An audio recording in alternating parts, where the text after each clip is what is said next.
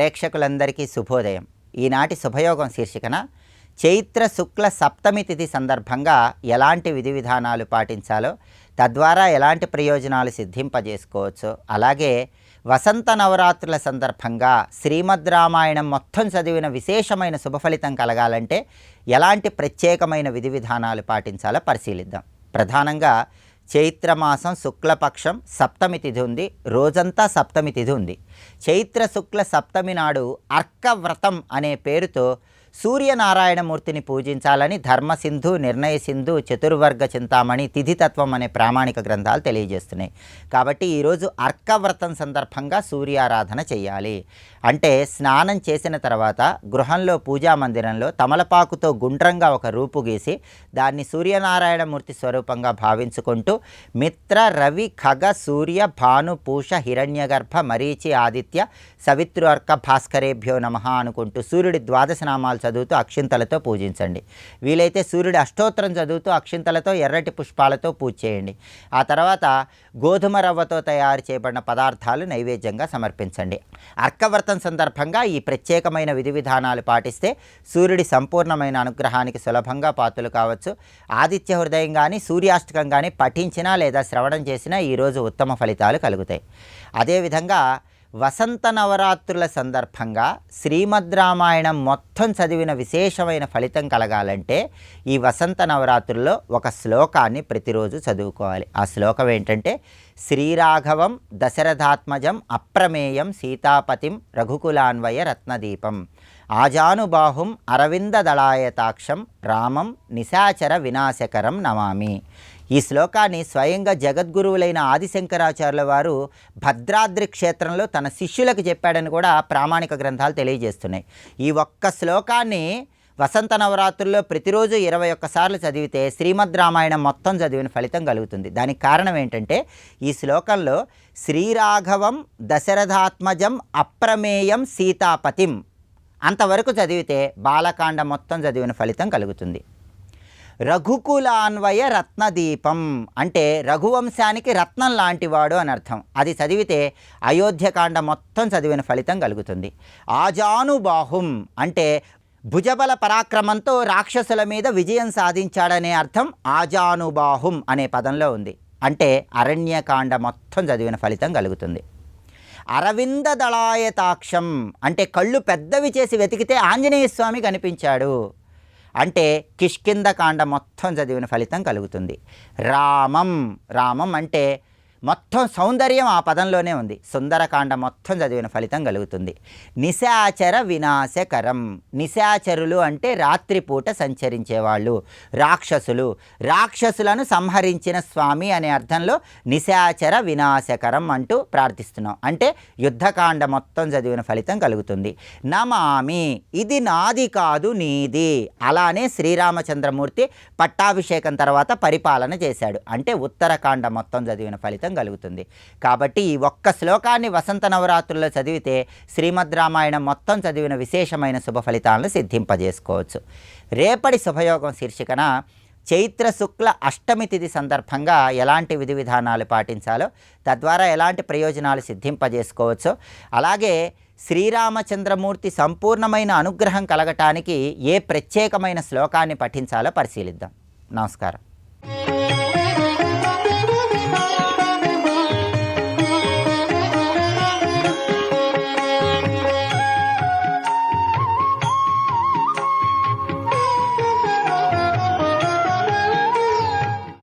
ఇంద్రియ నిగ్రహంతో సద్గుణములతో నీ మంత్రార్థ విచారణ చేస్తూ దాని ద్వారా కలిగిన జ్ఞానమునందు ఈ లౌకికముల్ని, ఇంద్రియార్థములను, విషయములను కూడా హుతం చేస్తారు. అవి హుతమైపోతే ఇంకేముంది? ఇంకేం మిగలే, జ్ఞానమే మిగిలింది. ఇక్కడ ముక్తి పొందుతారమ్మా అంటూ ఎలాంటి పదాలు వేశారండి. శంకర భగవత్పాదవారు ఎంతవంటి అర్థంతో చేశారో తెలుసా? ఇవాళ విన్నాక రేపు జపం చేసేటప్పుడు పద్ధతి మారితే చాలు, ప్రవచనం యొక్క ప్రయోజనం నెరవేరినట్లే. కానీ నా మంత్రం ఉంది, నాకు ఇది ఉంది, అందుకు హౌతం చేస్తున్నాను అంటూ అలా విసిరేయడం కాదని, స్వాహాకారం చేయడం అలా విసురుతారు అగ్ని అందు. అరే అక్కడ అగ్ని ఆ దేవతకు నువ్వు ఇస్తున్నావు. పిల్లాడికి తిండి పెట్టినప్పుడు ఆహారం ఎలా ఇస్తావు? అంత చక్కగా పెట్టు, దాంట్లో అంత చక్కగా ఆగుతు వేయి, భక్తిగా వేయి. అటువంటి శ్రద్ధ కలిగి ఉండాలి. మంత్రం అయిపోయింది, మాల అయిపోయింది, తృప్తి లేచిపోవడం కాదు, ఇలా చెయ్యాలి. ఇలా చేసినప్పుడే మంత్రం. అలా చెయ్యగలిగినప్పుడే మంత్రాన్ని అడగాలి గురువుల్ని. దానికి సంసిద్ధులవ్వండి. చెయ్యగలిగే శక్తి వచ్చిందా లేదా పక్కన పెట్టండి, కనీసం చెయ్యగలిగే ఆసక్తి ముందు తెచ్చుకోండి. తర్వాత ఆ శక్తి అదే వస్తుంది. ఇక్కడ ఇటువంటి ఆసక్తితో గురువులను ఆశ్రయించి ఇటువంటి ఉత్కృష్టమైన మంత్రాన్ని ఇలా జపం చేసి ఇలా ఆహుతులు వేస్తే వాడికి కైవల్యం లభిస్తోంది కదా అన్నారు భగవత్పాల వారు. అంటే కర్మని జ్ఞాన దృష్టితో ఎలా చూడాలో తెలుసుకోవాలి. ఎందుకంటే మనం ఈ ప్రవచనం వినేకంటే హోమం చేసుకోవడం బెటర్ అండి అని కొందరికి అనిపించవచ్చు. కానీ మీకు తెలుసో లేదో, ఇప్పుడు మీరు వింటున్నప్పుడు జరిగిందే నిజమైన హోమం. మీరు అమ్మవారితో అనుసంధానం చేసి శ్రద్ధగా వింటున్నారు, ప్రపంచాన్ని మైమరిచిపోయారు. మీకు తెలియకుండా అక్షవలయములు నిబద్ధింపబడ్డాయి. ఎందుకంటే మధ్యలో చూసి ఫోన్ చూసుకుందామన్నా వీలు లేదు, అనౌన్స్ చేసేసారు, పక్కవాడు ఏమని అనుకుంటాడేమో. కనుక చెయ్యట వెళ్ళినా నిగ్రహం, నిబద్ధాక్షవలయా. చెప్తున్నది ఏమిటా అని చింతన చేస్తున్నారు కనుక చింతామణి. కానీ ప్రవచనం వింటున్నంతసేపు సద్గుణాలతోనే ఉంటాం కదా, వింటున్నంతసేపు ఉంటాం కనుక గుణము అన్నీ ఉన్నాయి ఇక్కడ. ఇంకా మిగిలింది లయం చేయడమే, ఇంకా అది మీ ఇష్టం. ఇక్కడ ఎంత రమ్యమైన శ్లోకం, ఎంత వివరంగా చెప్పారు ఇక్కడ. అందుకే ఇక్కడ అంటున్నారు, ఇలా ఎవరు చేస్తారు, ఈయనకి తెలుసు అందరూ చేరని ఏకే అన్నారు. అందుకే నిధాయ ఏకే, ఏకే అనే మాటకు అర్థం ఏ కొందరో అని అర్థం. ఇక్కడ కతిచన చిదానందలహరీం భజత్తి త్వాం ధన్యా కతిచన చిదానందలహరీం. ఈ ఏకే శబ్దం కూడా ఉపనిషత్తులో లేదండి. తెలుగు ఏకే కాదు, సంస్కృతం ఏకే. ఇది త్యాగేనైకే అమృతత్వ మానసు, త్యాగేన ఏకే. ఏకే అంటే ఏ కొద్ది మందో అని అర్థం ఇక్కడ. అలాగే ఇక్కడ ఏకే అనే శబ్దాన్ని ఎంత చక్కగా వాడారు ఇక్కడ.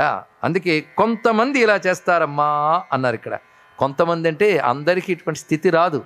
మనుష్యానాం సహస్రేషు కశ్చిత్ యతతి సిద్ధై అని కొద్ది మంది మాత్రం ఇలా చేయగలరు. అయితే ఆ కొద్ది మందిని ఎందుకు చెప్తారండి, మెజారిటీ అంతా ఇలా చేస్తుంటే వాళ్ళ గురించి చెప్పచ్చు కదా అంటే, మెజారిటీ గొప్పవాళ్ళు మెజారిటీగా ఉండరు. అది ఒకటి ఉన్నది ఇక్కడ. గొప్పవాళ్ళ సంఖ్య ఎప్పుడు తక్కువే. ఎందుకంటే రాళ్ళు దొరికినట్లు రత్నాలు దొరుకుతాయండి, అవి ఎప్పుడు ఏకే అవి ఇక్కడ. కానీ నువ్వు ఎప్పుడు రత్నం గురించి వర్ణించాలి, కానీ రాళ్ళ గురించి శ్లోకాలు రాయకూడదు ఇక్కడ. రత్నాల గురించే రాయాలి. కానీ సాధకుల్లో ఉత్తమ సాధకుల గురించే చెప్పాలి. ఎందుకంటే వాడు నీకు ఆదర్శం, వాడు నీకు మోడల్, వాడు నీకు ఐడియల్.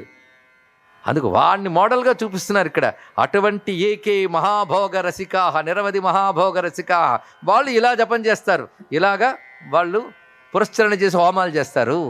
నీ మంత్రం ఇంత గొప్పదమ్మా, మోక్షాన్ని ఇవ్వగలిగే మంత్రం, ఐహికాన్ని ఇవ్వగలిగే మంత్రం. అలాంటి మంత్రాన్ని నీ తంత్రం ద్వారా ఇచ్చాడు, నీ మాట చేత, నీ నిర్బంధం చేత దక్షిణామూర్తి అయిన శివుడు. అంటే ఈ 3 శ్లోకాల్లో అమ్మవారి యంత్ర మంత్ర స్వరూప స్వభావాలు చెప్పాడు. వాటిని మేళనం చేస్తూ అమ్మవారి స్వరూపం శివశక్తిలో ఏకరువు పెట్టిన దాని యొక్క సమిష్టి శ్లోకం ఇప్పుడు చెప్పుకుంటున్నాం.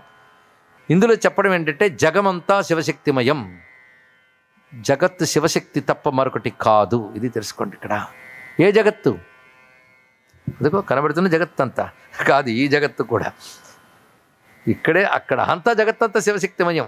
ఇది తెలుసుకోవడానికి శ్రీచక్రారాధన. అందుకే శరీరం త్వం శంభో శశిమిహిరవక్షోరుహయుగం తవాత్మానం మన్యే భగవతి నవాత్మానమనఘం అతశేషశేషీత్యయముభయ సాధారణతయా స్థితః సంబంధో వాం సమరసపరానందపరయో. ఒక విధంగా లలితాశాస్త్రం గుర్తు చేస్తున్నారేమో అనిపిస్తుంది. లేకపోతే స్వతంత్రం తే తంత్రం అనడం ఎందుకు, స్వతంత్ర సర్వతంత్రేసి దక్షిణామూర్తి రూపుని గుర్తు చేశారు. ఇక్కడ సమరస పరానందపరయో అంటే సామరస్య పరాయణ, అది చూపిస్తున్నారు. సమరసం, సమరసం అంటే ఇద్దరూ ఒకేలా ఉండడం, ఇద్దరు అనుభవం ఒకేలా ఉండడం.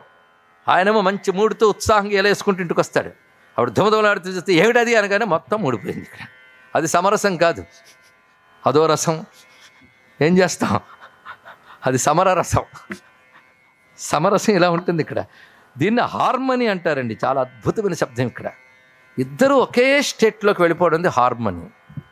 అసలైన ఆనందం హార్మనీలో ఉందన్నారు. చాలా అది సైకలాజికల్గా కూడా చాలా చెప్పచ్చు, కానీ ఇప్పుడు ఆ క్లాస్ కాదు ఇది. ఇక్కడ సమరసం అనే మాట గొప్ప మాట.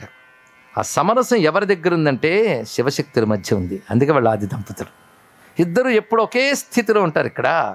అందుకే నాన్న ఉత్సాహం గేల వేస్తుంటే ఇప్పుడు చిరాకుంటే ఉత్సాహం పోతుందండి, అలా కాదు. ఇద్దరు ఏ పని చేసినా ఇద్దరు ఒకేలా చేస్తారు. ఎందుకంటే ఒక్కొక్క పనికి ఒక్కొక్క మూడ్ కావాలి. ఆయన ఒక మూడుతో ఒక పని చేస్తే ఈవిడ మూడు వేరు ఉంటే ఆ పని ముక్కలు అవుతుంది, అంతే కదా. మంచి భోజనం చేద్దామా అని వాడు వంట పోతుంటే అబ్బా నాకు తినాలని లేదన్నాడు అనుకోండి, ఇంకేం వంట చెప్పండి. ఇక్కడ మంచి భోజనం వండుదామంటే సరే నేను తినడానికి సిద్ధం, పది చేసుకుందాం అంటే అప్పుడు సమరసం. అలాగే పని కూడా వాళ్ళు అలా కలిసి చేస్తూ ఆ అనుభవం కూడా ఇద్దరు కలిసి అనుభవిస్తుంటే సమరసం. ఇదే అన్యోన్యం అంటే ఇది అర్థం.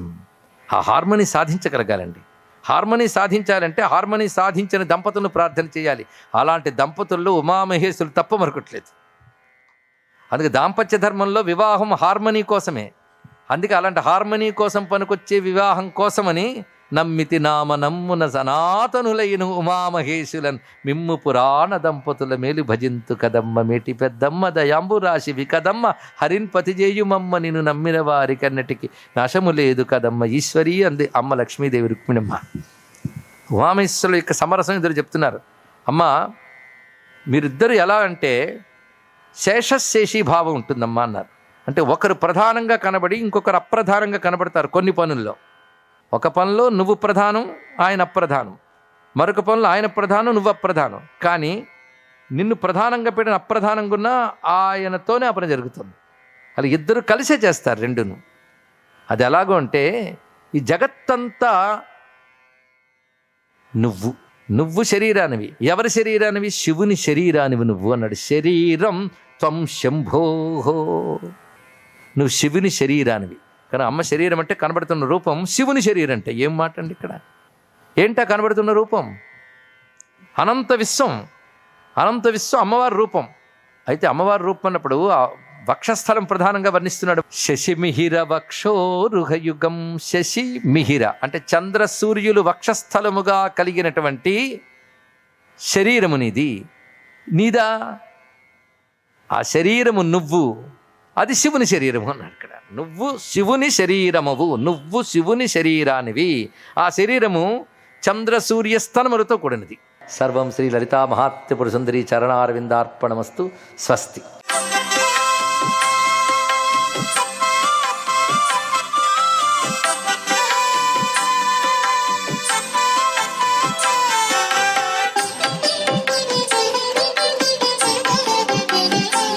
ఓం నమో నారాయణాయ.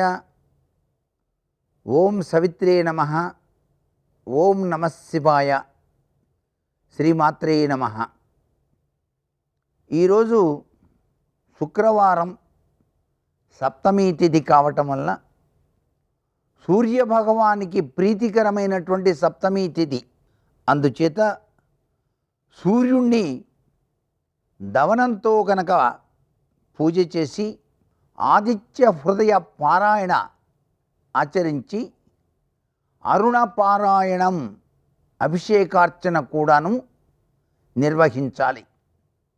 అరుణ పారాయణం ఆవు పాలు, తేనె, పంచదార, కొబ్బరి బొండం నీళ్ళు వీటితో అరుణ పారాయణం చేస్తూ అభిషేకం చేస్తారు సూర్య భగవానుడికి.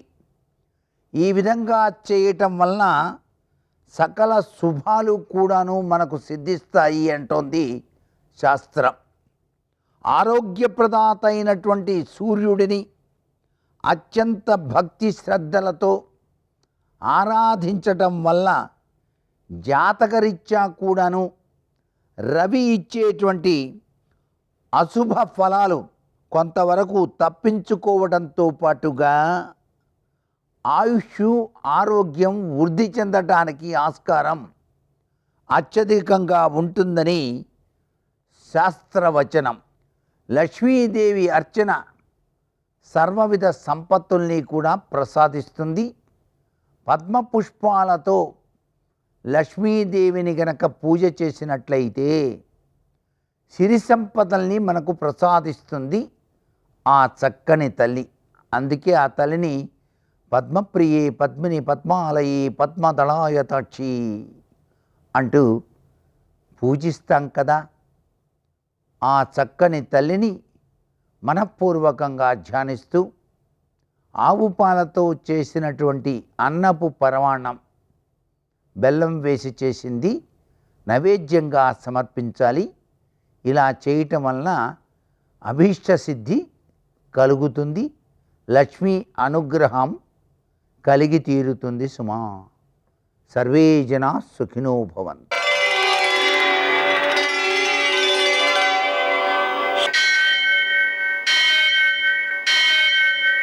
सहस्रशीरुषं देवं विश्वाक्षं विश्वशम्भुवं विश्वं नारायणं देवमक्षरं परमं पदं विश्वतः परमां नित्यं विश्वं नारायणगुं हरिं विश्वमेवेदं पुरुषस्तद्विश्वमुपजीवति पतिं विश्वस्यात्मेश्वरगुं शाश्वतगुं शिवमच्युतं नारायणं महाज्ञेयं विश्वात्मानं परायणम् सूर्यशौर्यमथेन्दुरिन्द्रपदवी सन्मङ्गलं मङ्गलम् లక్ష్మీం క్షీరసముద్రరాజతనయాం శ్రీరంగధామేశ్వరీం దాసీభూత సమస్తదేవవనితాం లోకైకదీపాంకురాం శ్రీమన్మందకటాక్షలబ్ధవిభవ బ్రహ్మేంద్రగంగాధరాం త్వాం త్రైలోక్యకుటుంబినీం సరసిజాం వందే ముకుందప్రియాం. నేటి కాలమాన విశేషాలను గమనిద్దాం. స్వస్తి శ్రీ చాంద్రమాన విశ్వావసునామ సంవత్సరం, ఉత్తరాయణం, వసంత ఋతువు, చైత్రమాసం, శుక్లపక్షం, శుక్రవారం. సూర్యోదయం 6:02 సూర్యాస్తమయం 6:17 తిథి సప్తమి రాత్రి 8:12 వరకు. నక్షత్రం ఆర్ద్ర తెల్లవారుజామున 5:20 వరకు. వర్జం మధ్యాహ్నం 2:04 నుంచి 3:35 వరకు. దుర్ముహూర్తం ఉదయం 8:30 నుంచి 9:19 వరకు. మరణ మధ్యాహ్నం 12:35 నుంచి 1:24 వరకు. అమృతకాలం రాత్రి 7:08 నుంచి 8:55 వరకు. రాహుకాలం శుక్రవారం కాబట్టి ఉదయం 10:30 నుంచి 12 గంటల వరకు. అష్టక వరకు రీత్యా శుభప్రదమైన సమయం ఉదయం 10:10 నేటి విశేషం శుక్రవారం. అలాగనే సూర్యుడికి మనం దమన పూజ చేస్తూ ఉంటాం సప్తమి కాబట్టి. శుక్రవారం కాబట్టి లక్ష్మీనారాయణులకు మనం మారేడు దళాలతో పూజ చేయడం ద్వారా లక్ష్మీదేవి యొక్క అనుగ్రహం కలుగుతుంది. అది అనుభవయోగ్యమైన సంపదను పెంచుతుంది. అలాగే శుక్రవారం రోజున మనం 108 సార్లు లక్ష్మీ అష్టోత్తర శతనామ స్తోత్రాన్ని పారాయణ చేయడం ద్వారా విశేషమైన ఫలితం సిద్ధిస్తుంది. ప్రతి శుక్రవారం ఆ విధంగా పారాయణ చేయడం ద్వారా లక్ష్మీదేవి వారిని విడిచిపెట్టను అని చెప్పిందన్నమాట. అదేవిధంగా లక్ష్మీదేవికి సంబంధించినటువంటి కనకధారాస్తవం శంకరాచార్యులు వారు రాశారు.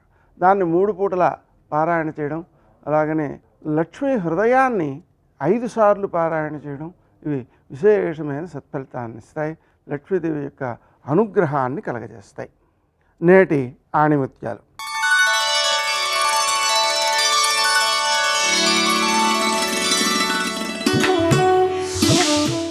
ఓపిక ఉన్నంత వరకు కాదు, ఊపిరి ఉన్నంత వరకు పోరాడు. ఓటమి నీ కాళ్ళ కింద, గెలుపు నీ కాళ్ళ ముందర ఉండిపోతాయి.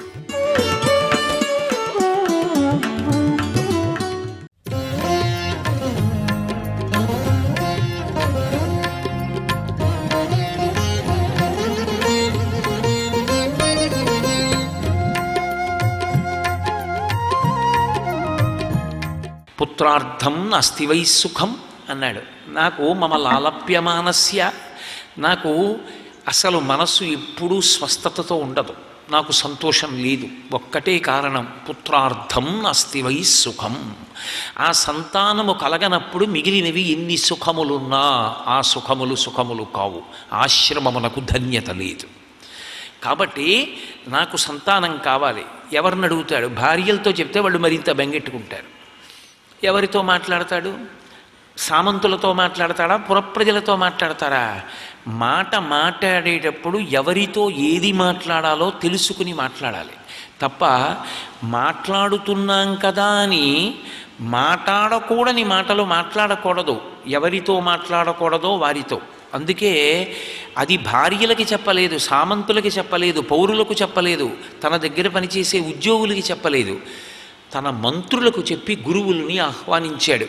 గురువు తీర్చగలడు. గురువు వైదికంగా తనకి సంతానం కలగకుండా వచ్చినటువంటి వైక్లభ్యాన్ని తొలగించడానికి, దేవతల్ని ప్రసన్నం చేసుకోవడానికి కావలసినటువంటి కర్మకాండని సూచించగలిగినటువంటి సమర్థత కలిగిన వాడు గురువు ఒక్కడే. అందుకని వశిష్ఠ మహర్షిని పిలిచాడు. అయ్యా, నాకు సంతానం లేదు, అలమటించిపోతున్నాను, నాకు సంతానం కావాలి, ఏం చేయమంటారని అడిగాడు. నీకు సంతానము కలగకుండా నీవు చేసినటువంటి గత జన్మలలోని ఏ పాపము అడ్డుపడుతోందో ఆ పాపమును తొలగించుకోవడానికి అశ్వమేధయాగం చెయ్యాలి. నీ పాపము తొలగిపోతుంది. తొలగిపోయిన తర్వాత అప్పుడు నువ్వు సంతానమును అపేక్షిస్తూ పుత్రకామేష్టి చెయ్యాలి. తిన్నగా పుత్రకామేష్టి కాదు, అశ్వమేధం చేసి పుత్రకామేష్టి చెయ్యాలి. అశ్వమేధయాగం కలియుగంలో లేదు. మీరు బాగా గుర్తుపెట్టుకోవాలి, అశ్వమేధము కలియుగమునందు లేదు. ఎందుచేత అంటే కలియుగంలో అశ్వమేధంతో సమానమైనటువంటి క్రతువు ఒక్కటే, అనాథ ప్రేత సంస్కారం. అనాథ ప్రేతానికి సంస్కారం చేస్తే అదే కలియుగంలో అశ్వమేధయాగం. అసలు మీరు జాగ్రత్తగా గమనిస్తే భగవంతుడు ఎన్ని అవతారాలు తీసుకున్నా రెండిటిని చేస్తూ వెళ్ళాడు. ఒకటి గో సంరక్షణ, రెండు అనాథ ప్రేత సంస్కారం. రామచంద్రమూర్తి కూడా మీరు గమనించండి, రామాయణంలో జటాయువు ప్రాణం వదిలిపెడితే అంత్యేష్టి సంస్కారం చేశాడు. కబంధుణ్ణి గొయ్యి తీసి పాతిపెట్టాడు. రావణాసురుడికి అంత్యేష్టి సంస్కారం విభీషణుడు చెయ్యనంటే, నా యొక్క స్నేహితుడి సోదరుడు నాకు సోదరుడితో సమానం కాబట్టి నేను చేస్తాను అంత్యేష్టి సంస్కారం అన్నాడు. కృష్ణ పరమాత్మ దగ్గరుండి కురుక్షేత్ర సంగ్రామంలో పడిపోయిన ప్రతి వాళ్ళకి తిలోదకాలు ఇప్పించాడు. అంత్యేష్టి సంస్కారం శాస్త్రీయంగా జరగడం వెనక పరమేశ్వరుని యొక్క అవతారములు అన్నిటి యందు అంత శ్రద్ధ కనపడుతుంది. అందుకని సనాతన ధర్మంలో శరీరాన్ని అమంత్రకంగా ఎలా పడితే అలా తీసుకెళ్ళి పంచభూతాల్లో కలపరు. అలా కలపడానికి ఉద్యుక్తుడైనటువంటి కొడుకు ఏ తల్లిదండ్రుల కడుపునైనా పుడితే వాడు కొడుకే కాడు, వాడు ఒక రాక్షసుడు ఆ రూపంలో పుట్టినట్టు. కాబట్టి సమంత్రకంగా అంత్యేష్టి సంస్కారమునందు మళ్ళీ బ్రహ్మాండములోనికి పిండాండాన్ని కలిపేస్తారు. అంతటి వైభవం కలిగినది అంత్యేష్టి సంస్కారం. కాబట్టి దశరథ మహారాజు గారు వశిష్ఠుడితో ప్రాధేయపడ్డాడు, నీ పాపం పోవడానికి అశ్వమేధం చేయిస్తాను, నువ్వు దీక్షితుడివి కమ్మన్నాడు. అబ్బో, సరయూ నది ఒడ్డున పందిళ్ళు వేశారు. ఎక్కడ చూసినా చాలు చాలు, ఇంక వద్దు ఇంక వద్దు అని వినపడుతుండేదిట. అలా వడ్డన చేశారు. అంత గొప్పగా మహానుభావులు వచ్చినటువంటి వాళ్ళు సామాన్యుల. వశిష్ఠో వామదేవస్య జాబాలి రథకాశ్యప కాత్యాయన సుయజ్ఞశ్చ గౌతమో విజయస్తథా అని అటువంటి మహర్షులు, ఆ ఋష్యశృంగుడు మొదలైన వారందరూ వచ్చారు, అశ్వమేధయాగం చేశారు. భర్తకి ఎంత కోరికుంటుందో తండ్రి కావాలని, ఆయన యొక్క భార్యకి కూడా అంత కోరిక ఉంటుంది అమ్మ కావాలి అని. యథార్థానికి అసలు పురుషుని కన్నా ఎక్కువ కోరికతో అలమటించిపోయేది తల్లి. ఎందుచేత అంటే తాను ఆయన భార్యగా చేరినందుకు, ఆయన పక్కన చేరినందుకు ఆయన పరిపూర్ణమైన సంతోషాన్ని పొందేది ఎప్పుడు? ఆయన నాన్నగారు అని పిలిపించుకున్నప్పుడు. ఆయన నాన్నగారు అని పిలిపించుకోవడానికి ఆయనకి ఒక కొడుకుని అందించిన నాడు తాను కృతకృత్యురాలైపోయి అమ్మా అని అనిపించుకోవడంలో తన జీవితం పండిపోయిందనుకుంటుంది ఆడది. అందుకే అమ్మవారంతటి వారిని వ్యాసుడు పిలిస్తే ఇంక ఏ పేరు పెట్టి పిలవల, శ్రీమాత అంటూ మొదలుపెట్టాడు.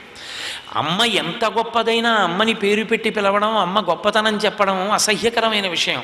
అమ్మని అమ్మా అనే పిలవాలి. సర్వం శ్రీ ఉమామహేశ్వర పరబ్రహ్మార్పణమస్తు. స్వస్తి.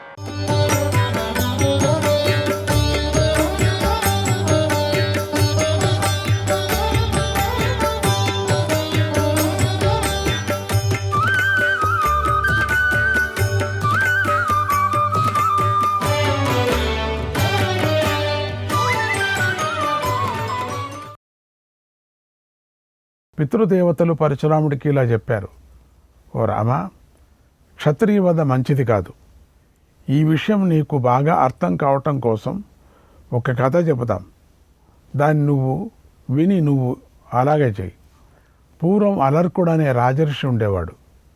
ఆయన ధర్మాత్ముడు, నిజం చెబుతూ ఉండేవాడు. ఆ మహాత్ముడు దృఢంగా నియమాలు ఆచరిస్తూ ఉండేవాడు. ఆయన సముద్రం వరకు గల ఈ సమస్త భూమిని కూడా జయించాడు. తర్వాత ఆయన తన మనస్సు సూక్ష్మమైన తత్వం మీద నిలిపాడు.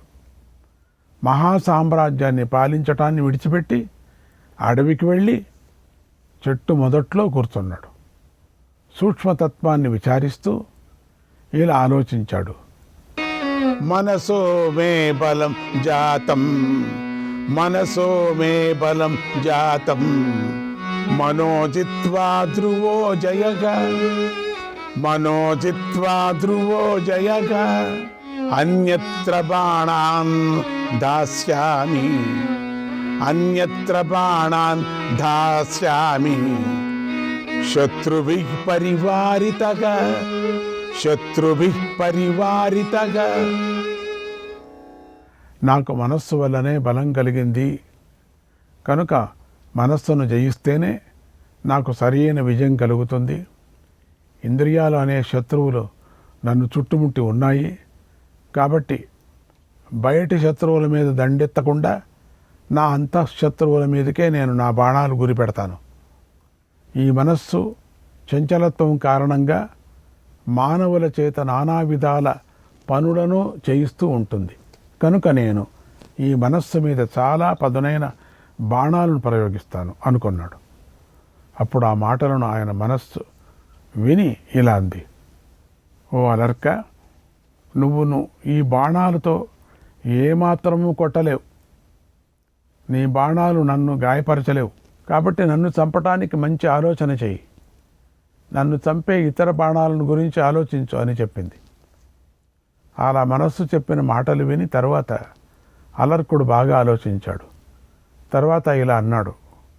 ఈ ముక్కు అనేకమైన సువాసనలు వాసన చూసి కూడా ఇంకా అలాంటివే కావాలని కోరుకుంటూ ఉంటుంది కనుక నేను ముక్కునే గురిగా చేసుకొని ముక్కు పైన బాణాలు వేస్తానన్నాడు.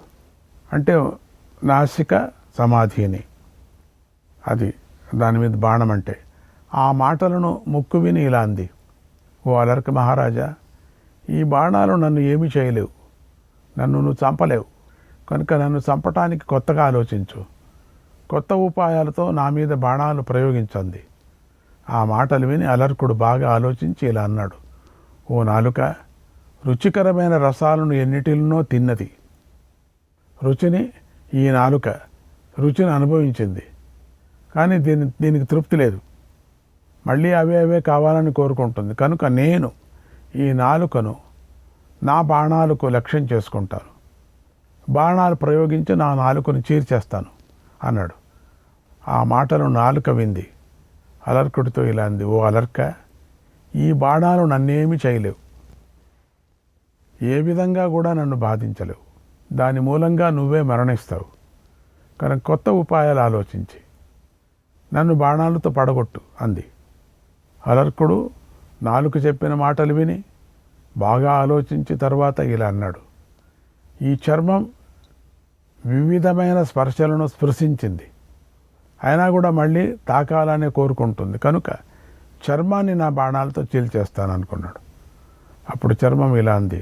అలర్క మహారాజా, నువ్వు నన్నేమి చేయలేవు, అలాగే నీ బాణాలు నన్నేమి చేయలేవు. దాని మూలంగా నువ్వే మరణిస్తావు కనుక నన్ను చంపటానికి కొత్తగా ఆలోచించండి. అప్పుడు అలర్కుడు ఆ మాటలు విని ఇది మనకు లాభాన్ని కలిగించదని బాగా ఆలోచించాడు. ఆయనకు చెవి గుర్తుకొచ్చింది. వెంటనే ఇలా అన్నాడు. చెవి రకరకాలైన శబ్దాలు విని కూడా మళ్ళీ వాటినే కోరుకుంటూ ఉంటుంది కదా, కాబట్టి చెవి మీద బాణాలను ప్రయోగిస్తానన్నాడు. ఆ మాటలను చెవి విని ఇలా అంది. ఓ అలర్క, నీ ఈ బాణాలు నన్ను చంపలేవు కనుక నన్ను చంపటానికి మంచి బాణాలు ప్రయోగించు, దాని గురించి ఆలోచించండి. ఆ మాటలు విని అలర్కుడు ఆలోచించాడు. ఆయనకు కన్ను గుర్తుకొచ్చింది. వెంటనే ఇలా అన్నాడు. ఈ కన్ను చాలా రూపాలను చూసి కూడా ఎప్పుడూ వాటినే కోరుకుంటూ ఉంటుంది కనుక ఈ కన్నును బాణంతో చంపేస్తాననుకున్నాడు. ఆ మాటలను కన్ను విని ఇలా అంది. ఓ అలర్క, నీ బాణాలు నన్ను ఛేదించలేవు, దానితో నీవు మరణిస్తావు కనుక నన్ను చంపే విషయంలో నువ్వు కొత్తగా ఆలోచించండి. ఆ మాటలు విని ఈ ప్రయత్నం వల్ల నాకు లాభం లేదు అని ఆలోచించాడు. ఆయనకు బుద్ధి గుర్తుకొచ్చింది. వెంటనే ఇలా అన్నాడు, ఓ బుద్ధి, తన జ్ఞానశక్తితో అనేక విధాలైన నిశ్చయాలు చేస్తూ ఉంటుంది. కనుక ఈ బుద్ధి ఎప్పుడు కూడా బాణాలను ప్రయోగిస్తానన్నాడు బుద్ధి మీద. ఆ మాటలను బుద్ధి విని ఇలా అంది, ఓ అలర్క, ఈ బాణాలు నన్ను అసలు తాకలేవు. నా మీద ప్రయోగించడం వల్ల నీకు ఏ ప్రయోజనము లేదు, చేకూరదు, నిన్నే చంపుతాయి. కనుక నన్ను కొట్టడానికి మంచి బాణాలు వెతుక్కో, మంచి ఉపాయం పన్నుంది. ఆ మాటలు విన్న తర్వాత అలర్కుడు చెట్టు కిందనే కూర్చొని ఘోరమైన తపస్సు చేశాడు. బాగా ఆలోచించాడు. కానీ దానివల్ల మనోబుద్ధులతో కూడిన పంచేంద్రియాలను కొట్టగల ఉత్తమ బాణం ఏది కూడా అలర్కుడికి తోచలేదు. దాంతో అలర్కుడు ఏకాగ్రచిత్తుడై మళ్ళీ ఆలోచించాడు. అప్పుడు అలర్కుడికి యోగానికంటే మేలు కలిగించే ఇంకొకటి లేదు అని తెలిసింది. వెంటనే మనస్సును ఏకాగ్రం చేసి అలర్కుడు నిశ్చలుడైపోయాడు. స్థిరంగా కూర్చొని ధ్యానయోగ సాధన చేయసాగాడు.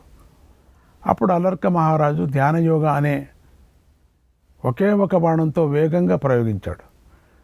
దాంతో సర్వేంద్రియాలను కొట్టి ఓడించాడు. అలర్కుడు అలా ధ్యానయోగంతో ఆత్మలోకి ప్రవేశించి పరమసిద్ధిని, మోక్షాన్ని పొందాడు.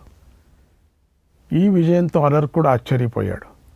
తన కథను తానే ఇలా చెప్పుకున్నాడు. ఇంతవరకు నేను బాహ్య కార్యాలలో మునిగిపోయి ఉన్నాను, లగ్నమై ఉన్నాను, అవే లోకం అనుకున్నాను. భోగాలను అనుభవించడం, కోరికలు తీర్చుకోవటంతోనే రాజ్యాన్ని ఉపాసించాను. ఇప్పుడు నాకు ధ్యానయోగాన్ని మించిన ఇంకొక సుఖం లేనే అనే విషయం నాకు చాలా ఆలస్యంగా తెలిసింది అన్నాడు. బుద్ధిమంతుడైన సాధకుడు ఇలా అలర్కుడిలాగా బాగా ఆలోచించి ఒక్కొక్క దాని మీద పట్టు సాధించాలి, నియంత్రించుకొని ధ్యానయోగ సిద్ధిని సాధించాలి అని గ్రహించాలి. కనుక ఓ పరశురామ, ఈ విషయాలను బాగా తెలుసుకో. క్షత్రియ నాశనం చెయ్యకు, ఘోరమైన తపస్సు చెయ్యి, దానివల్ల నీకు మేలు కలుగుతుంది అన్నాడు. తన పితామహులు ఈ విధంగా చెప్పగా పరశురాముడు వారి మాట విన్నాడు. ఘోరమైన తపస్సు చేసి పరమ దుర్లభమైన సిద్ధిని పొందాడు అన్నాడు ద్విజుడు. శ్రీకృష్ణాయ పరమాత్మనే నమః. 31వ అధ్యాయం. ద్విజుడు తన భార్యకి ఇలా చెప్తున్నాడు, లోకంలో 3 గుణాలే శత్రువులు. వృత్తి భేదంలో వాటిని 9 రకాలు అని చెప్తారు. హర్షం, ప్రీతి, ఆనందం అనేవి 3 సాత్వికాలైన గుణాలు. తృష్ణ, క్రోధం, ద్వేషం అనే 3 రాజసాలైన గుణాలు. అలసట, ఆలస్యం, మోహము అనే 3 తామసాలైన గుణాలు. శాంతచిత్తుడు, జితేంద్రియుడు, ఆలస్యం లేనివాడు, ధైర్యవంతుడైన పురుషుడు శమధమాదులైన బాణాలతో వెనుక చెప్పిన గుణాలను ఛేదిస్తాడు. కనుక ధైర్యవంతుడు ఇతరులను జయించటానికి ఉత్సాహపడతాడు. ఈ విషయం అర్థం కావటానికి ఒక కథ చెప్తాను. పూర్వం అంబరీష మహారాజు ఈ కథను చెప్పాడు. ఒకనాడు రాజ్యంలో దోషాల బలం పెరిగిపోయింది, సద్గుణాలు అణిగిపోయాయి. ఆ సమయంలో అంబరీష మహారాజు బలవంతంగా రాజ్యాన్ని తన చేతిలోకి తీసుకున్నాడు. ఆయన తన దోషాలను అణిచివేసి ఉత్తమ గుణాలను ఆదరించాడు. అందువల్ల ఆయనకు గొప్ప సిద్ధి కలిగింది. అప్పుడు ఆయన తన గురించి ఇలా చెప్పాడు, నేను అనేక దోషాలను జయించాను, సమస్త శత్రువులను నాశనం చేశాను. కానీ నాలో ఇంకో గొప్ప దోషం మాత్రమే మిగిలిపోయింది. దానిని నాశనం చేసుకోవచ్చు, కానీ దానిని నేను ఇంతవరకు నాశనం చేయలేకపోయాను. ఆ దోషం ప్రేరేపించడం వల్లనే ఏ ప్రాణికి కూడా వైరాగ్యం కలగదు. తృష్ణకు వశుడైన మానవుడు లోకంలో నీచకర్మల వైపు పరుగులు తీస్తాడు, జాగ్రత్తగా ఉండడు. దాని ప్రోత్సాహంతో ప్రేరేపించబడిన వాడు ఇక్కడ చేయకూడని పనులను కూడా చేస్తాడు. ఆ దోషం పేరే లోభం. దాన్ని మానవుడు జ్ఞానం అనే ఖడ్గంతో ఖండించి సుఖపడతాడు. లోభం వల్ల తృష్ణ కలుగుతుంది, తృష్ణ వల్ల చింత కలుగుతుంది. లోభి అయిన వాడు మొదట అనేకమైన రాజస గుణాలను పొందుతాడు. తర్వాత అతడికి అధికంగా తామస గుణాలు కూడా కలుగుతాయి. ఆ గుణాల వల్ల అతడు ఈ దేహ బంధనంలో ఇరుక్కొని పోతాడు. పలుమారులు జన్మిస్తూ ఉంటాడు, రకరకాలైన కర్మలు చేస్తూ ఉంటాడు. చివరకు జీవితం అంతమయ్యే సమయం రాగానే అతడి శరీర తత్వాలన్నీ విడిపోయి చల్లాచెదురవుతాయి. అతడు మరణిస్తాడు, మళ్ళీ జనన మరణ బంధంలో పడతాడు. కాబట్టి ఈ లోభ స్వరూపాన్ని బాగా తెలుసుకొని దీనిని ధైర్యంగా అణచివేసి ఆత్మరాజ్యం మీద అధికారం పొందటాన్ని కోరుకోవాలి. నిజానికి వాస్తవమైన స్వరాజ్యం ఇదే. ఇది ఇంకో రాజ్యం ఏదీ కాదు. ఆత్మను గురించి యథార్థ జ్ఞానం కలిగిన తరువాత అదే రాజ్యం అవుతుంది అన్నాడు. ఇలా అంబరీష మహారాజు లోభం అనే ఒక దుర్గుణాన్ని ఖండించాడు, కీర్తివంతుడయ్యాడు, ఆత్మరాజ్యాన్ని పొందాడు. తన కథను తానే చెప్పుకున్నాడు అన్నాడు ద్విజుడు. శ్రీకృష్ణాయ పరమాత్మనే నమః. 32వ అధ్యాయం. ద్విజుడు తన భార్యకు ఇలా చెప్తున్నాడు, దేవి, ఈ విషయంలో విప్రజనులకు మధ్య ఒక సంవాదం జరిగింది. దాన్ని చెబుతున్నాను విను. ఒకనాడు జనక మహారాజుకు ఒక విప్రుడు ఒక తప్పు చేసి దొరికాడు. అప్పుడు ఆయన విప్రుడిని శిక్షిస్తూ ఈ దేశాన్ని విడిచి వెళ్ళు అని తీర్పు చెప్పాడు. అది విన్న విప్రుడు ఏం చేశాడు?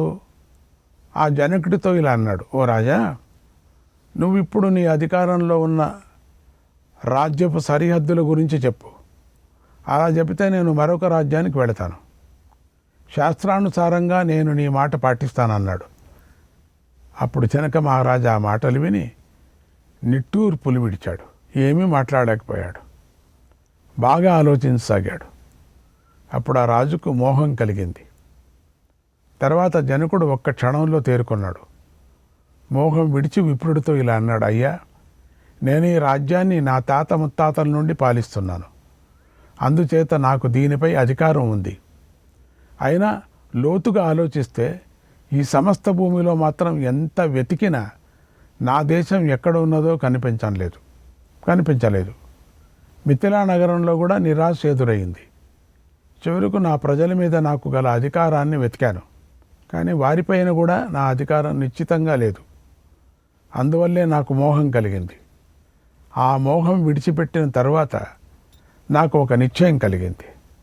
ఒక దృష్టితో చూస్తే ఎక్కడా నా రాజ్యం లేదు, అంతటా నా రాజ్యమే ఉంది అని తెలిసింది కూడా. అలాగే మరొక దృష్టితో చూస్తే ఈ శరీరం నాది కాదు, ఈ సమస్త భూమండలం నాదే అనిపిస్తుంది. కనుక ఓ ద్విజ, ఇది నాది అయినట్లుగానే అందరిది అవుతుంది. కనుక నీకు ఎంతకాలం ఎక్కడ ఉండాలనిపిస్తే అక్కడ అంతకాలం ఉండు, ఆ ప్రదేశాన్ని ఉపయోగించుకో అన్నాడు. ద్విజుడు ఇలా అన్నాడు, ఓ రాజా, తాత తండ్రుల నుంచి పరంపరంగా వచ్చిన రాజ్యం అంతా నీకు వశమై ఉంది కదా. మరి ఏ బుద్ధిని ఆశ్రయించి దీని మీద మమకారం వదిలావో చెప్పు. అలాగే ఏ బుద్ధిని ఆశ్రయించి సమస్తము నీ రాజ్యమే అని నువ్వు అనుకున్నావో చెప్పు. నాది అనేది ఏదీ లేదు అని ఎందువల్ల అనుకుంటున్నావు? దాని గురించి కూడా చెప్పు అని అడిగాడు. అప్పుడు జనకుడు చెప్తున్నాడు, ఓ విప్ర, ఈ ప్రపంచంలో కర్మల వల్ల కలిగే అన్ని అవస్థలు ఆద్యాంతాలు కలవే అనే విషయం నాకు బాగా తెలుసు. కాబట్టి ఏ వస్తువు నాది అని నాకు అనిపించలేదు. ఏ వస్తువు ఎవరిది, ఈ ధనం ఎవరిది అని వేదవాక్యం ఉన్నది కదా. నేను నా బుద్ధితో ఆలోచిస్తే ఏ వస్తువు నాది కాదు అనిపించింది. కనుక ఈ బుద్ధిని ఆశ్రయించి నేను మమకారాన్ని విడిచిపెట్టాను. ఏ బుద్ధిని ఆశ్రయించటం వల్ల అంతా నాదే అనే భావం కలుగుతుందో చెబుతాను విను. ముక్కులోకి వచ్చిన వాసనను కూడా నేను నా కోసం కావాలని కోరుకోను. కాబట్టి నేను జయించిన భూమి ఎల్లప్పుడూ నా వశంలోనే ఉంటుంది. నోటిలోకి వచ్చి ఉన్న కూడా రసాలను నా కోసమని నేను కోరను. అందువల్లే నేను జలాన్ని జయించాను. కనుక జలం ఎప్పుడూ నా వశమై ఉంది. నా కన్నులకు విషయమైన రూపాన్ని కానీ జ్యోతిని కానీ నా సుఖం కోసం అనుభవించాలని కోరాను నేను. కనుక నేను జ్యోతిస్సును జయించాను. అందువల్ల ఎల్లప్పుడూ జ్యోతిస్సు నా వశంలోనే ఉంటుంది. నా శరీరానికి తగలటం చేత స్పర్శ వల్ల కలిగే సుఖాలను నాకు కావాలని కోరుకోను. అందువల్ల నేను వాయువును జయించాను. కనుక నిత్య వాయువు నా వశంలో ఉంటుంది. నా చెవిలో పడిన శబ్దాలను నేను నా సుఖం కోసం కోరుకోను. కనుక నేను శబ్దాలను జయించాను. అందువల్ల అవి నిరంతరము నా వశంలోనే ఉంటాయి. నా మనస్సులోకి వచ్చే విషయాలను కూడా నా సుఖం కోసం కోరను. కనుక నేను నా మనస్సును జయించాను. కనుక మనస్సు నిత్యం నా వశంలో ఉంటుంది. అందువల్ల నేను చేసే సమస్త కార్యారంభాలు దేవతల కోసం, పితృదేవతల కోసం, ప్రాణాల కోసం, ప్రాణుల కోసం, అతిథుల కోసం మాత్రమే అవుతాయి అన్నాడు. ఇది సాధకుడు క్రమంగా జయించే విధానం. దీనివల్ల బ్రహ్మప్రాప్తి కలుగుతుంది. జనక మహారాజు ఇలా చెప్పగానే విప్రుడు నవ్వుతూ ఇలా అన్నాడు, ఓ జనక మహారాజా, నేను ధర్మదేవతను. నేను పరీక్షించాలని ఇలా విపర్రూపంలో వచ్చాను. నువ్వు ఒక్కడవే ప్రపంచంలో సత్వగుణం చుట్టుకొని ఎప్పుడూ వెనకకు తిరగని బ్రహ్మప్రాప్తి రూపమైన చక్రాన్ని తిరుపుతున్నావు. నీలాగా మరెవరూ లేరు అని ఆశీర్వదించాడు. అన్నాడు ద్విజుడు. శ్రీకృష్ణాయ పరమాత్మనే నమః. 33వ అధ్యాయం. ద్విజుడు తన భార్యకు ఇలా చెప్తున్నాడు, ఓ దేవి, నువ్వు బుద్ధితో నన్ను గద్దిస్తున్నావు. నేను అలాంటి వాడిని కాను. నేను ఈ లోకంలో దేహాభిమానులలాగా కర్మను ఆచరించడం లేదు. నాకు పాపపుణ్యాల పట్ల ఆసక్తి ఉన్నట్లుగా నువ్వు భావిస్తున్నావు. కానీ నిజానికి నాకు వాటి మీద ఆసక్తి లేదు.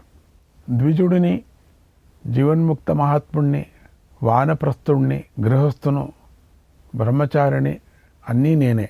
ఈ భూమి మీద కనిపించే దానిలో అంతటా నేను వ్యాపించి ఉన్నాను.